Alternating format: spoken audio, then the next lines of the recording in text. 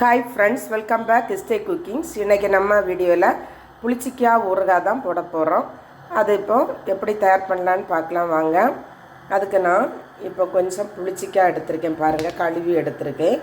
இதை நம்ம துண்டு துண்டாக கட் பண்ணி உப்பில் 2 மணி நேரம் ஊற விட்டுறலாம். பாருங்கள், கட் பண்ணி எடுத்துட்டேன். அதுக்கப்புறம் இதில் உப்பு போட்டு 2 மணி நேரம் நம்ம ஊற விட்டுறணும்.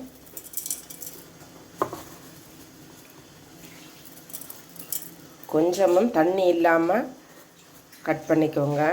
ஏன்னா நமக்கு நிறைய நாள் இருக்கணும்னா தண்ணி அதில் இருந்துச்சுன்னா அது இருக்காது, கெட்டு போயிடும். அதனால தான் தண்ணி எல்லாம் அதில் இருந்து தொடச்சி எடுத்துட்டு கட் பண்ணி உப்பில் போட்டுருங்க. இந்த புளிச்சிக்காய் ஊறுகாய் போடுறதுக்கு நமக்கு பூண்டு தேவை. நான் அதை சின்னதாக கட் பண்ணி வச்சுருக்கேன். இஞ்சி, கொஞ்சம் இஞ்சி சிறியதாக கட் பண்ணி வச்சுருக்கேன். அதுக்கப்புறம் பச்சை மிளகு, இதுவும் நான் சின்னதாக கட் பண்ணி வச்சுருக்கேன். நீங்கள் எவ்வளோ புளிச்சிக்காய் எடுக்கிறீங்களோ அதுக்கேற்றாற் போல் பூண்டு, இஞ்சி, பச்சை மிளகு எடுத்துக்கோங்க. ஓகேவா? நான் இப்போ ஸ்டவ்வை பற்ற வச்சு ஒரு சீஞ்சட்டி அடுப்பில் வைக்கிறேன். இதில் இப்போது எண்ணெய் ஊற்றிக்கலாம். இப்போ நான் இதுக்கு தேங்காய் எண்ணெய் தான் எடுத்திருக்கேன். நல்லெண்ணெய் இருந்துச்சுன்னா ரொம்பவே நல்லது. எப்போவுமே நம்ம ஊறுகாய் செய்யும்போது நல்லெண்ணெயில் செய்தால் தான் அது டேஸ்ட்டும் நல்லா இருக்கும், ரொம்ப நாள் கடாமலும் இருக்கும், ஹெல்த்தியாகவும் இருக்கும். ஓகேவா? அதனால் நல்லெண்ணெய் இருந்தால் நல்லெண்ணெயிலே செய்துக்கோங்க. நான் இப்போ நல்லெண்ணெய் இல்லாததுனால தேங்காய் எண்ணெய் எடுத்திருக்கேன். ஓகேவா? எண்ணெய் காஞ்சிருச்சு. இப்போ நான் இதில் கடுகு சேர்க்குறேன். கடுகு கொஞ்சம் அதிகமாக சேர்த்துக்கோங்க. ஏன்னா ஊறுகாய்க்கு கடுகு கொஞ்சம் அதிகமாக சேர்த்தா தான் நல்லா இருக்கும். கடுகு பொட்டிருச்சு. அதுக்கப்புறம் கருவேப்பிலை சேர்க்குறேன். இப்போ நம்ம இதில் இஞ்சி, பூண்டு, பச்சை மிளகு கட் பண்ணி வச்சுருந்தோம்ல, அதை சேர்த்துடலாம்.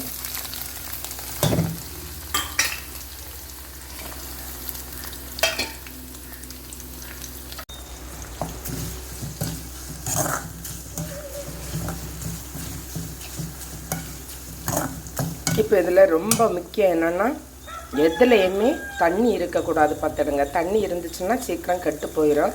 அதனால் நீங்கள் தண்ணி சேர்க்கக்கூடாது. நம்ம இதில் தண்ணி சேர்க்க போகிறதே இல்லை. நீங்கள் கரண்டி எடுக்கும்போதும் சரி தான், பாத்திரத்துலேயும் சரி தான், அந்த புளிச்சிக்காயிலையும் சரி தான், தண்ணி இல்லாமல் பார்த்துக்கோங்க. ஓகேவா?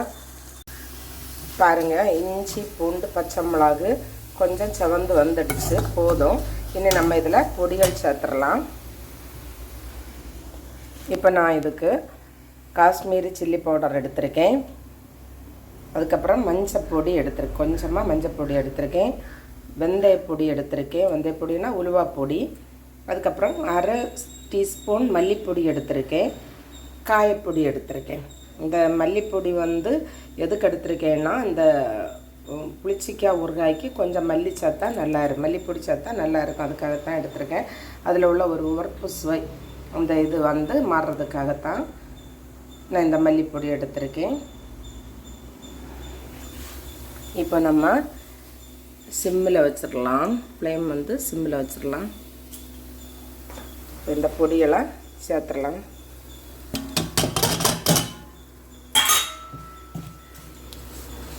பொடிகள் கரிஞ்சிடக்கூடாது.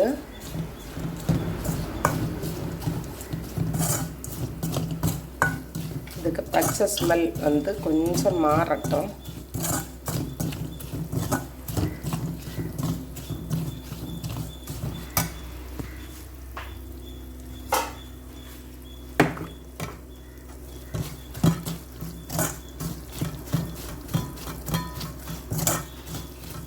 போதும், பச்சை ஸ்மெல் மாறிடுச்சு. இப்போ நம்ம இந்த புளிச்சிக்காயை அதில் சேர்த்துடலாம்.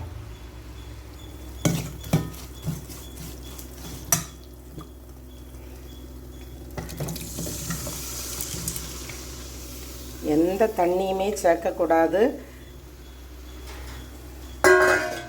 பார்த்தீங்களா? இதில் கருவல் பிடிச்சிருக்கு பார்த்தீங்களா? இது என்னென்னா அந்த புளிச்சிக்காயில் உள்ள இரும்பு சத்து பாருங்கள். பார்த்தீங்களா?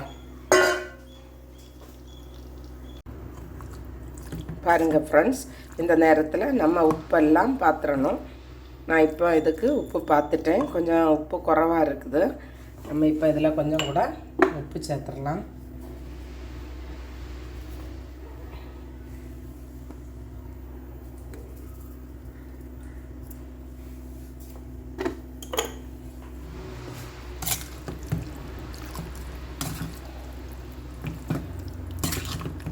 ஊறுகான்னு சொல்லும்போதே வாயில் எச்சில் ஊறுறது இல்லையா ஃப்ரெண்ட்ஸ்? இது என்னென்னா, இந்த பழைய கஞ்சி இருக்குல்ல, பழங்கஞ்சி, நம்ம பழங்கஞ்சி குடிப்போம் இல்லையா, அந்த பழஞ்சியை கூட இந்த ஊறுகாய் போட்டு, இந்த புளிச்சிக்காய் ஊறுகாய் போட்டு சாப்பிடும்போது அவ்வளோ டேஸ்ட்டாக இருக்கும் பார்த்துக்கிடுங்க. நீங்களும் ட்ரை பண்ணி பாருங்கள். இப்போ சொல்லும்போதே நான் கிளச்சி ஊறுது. உண்மையிலே ரொம்ப டேஸ்ட்டாக இருக்கும். நீங்களும் ட்ரை பண்ணுங்கள். இதை இப்போ நம்ம கொஞ்சமாக சூடு பண்ணி எடுத்துடணும். சூடு பண்ணி எடுத்துடணும். ரொம்ப வேக வைக்கக்கூடாது. கொஞ்சமாக தீயில கொஞ்சமாக சூடு பண்ணி எடுத்துடணும். எடுத்துட்டு அதுக்கப்புறம் ஆறின பிறகு கொஞ்சமாக வினிகர் ஊற்றி பாட்டிலில் அடைச்சிடலாம். லேசாக சூடு ஆகிடுச்சு. இப்போ நம்ம ஸ்டவ் ஆஃப் பண்ணிடலாம்.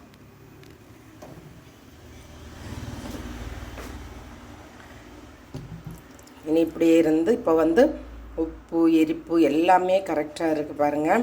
ரொம்ப டேஸ்ட்டாக இருக்குது பாருங்கள். நீங்களும் கண்டிப்பாக ட்ரை பண்ணுங்கள் ஃப்ரெண்ட்ஸ். நல்லா இருக்குது பார்த்தீங்களா? இனி நம்ம இதை ஆற விட்டுறலாம். ஆறின பிறகு வினிகர் கொஞ்சம் ஊற்றி நம்ம பேக் பண்ணிடலாம். ஓகேவா? இப்போ இதை ஆறிடுச்சு. இதில் நம்ம இப்போ வினிகர் சேர்த்துடலாம்.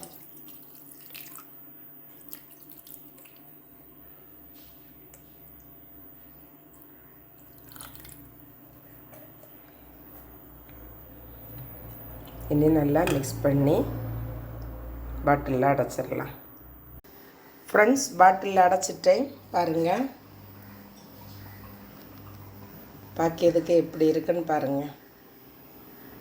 ஃப்ரெண்ட்ஸ், எப்படி இருக்குன்னு கமெண்டில் சொல்லுங்கள். வீடியோ பிடிச்சிருந்தேன்னா லைக் பண்ணுங்கள், ஷேர் பண்ணுங்கள், சப்ஸ்கிரைப் பண்ணுங்கள். அடுத்த வீடியோ வரும் வரை பாய். தேங்க்யூ.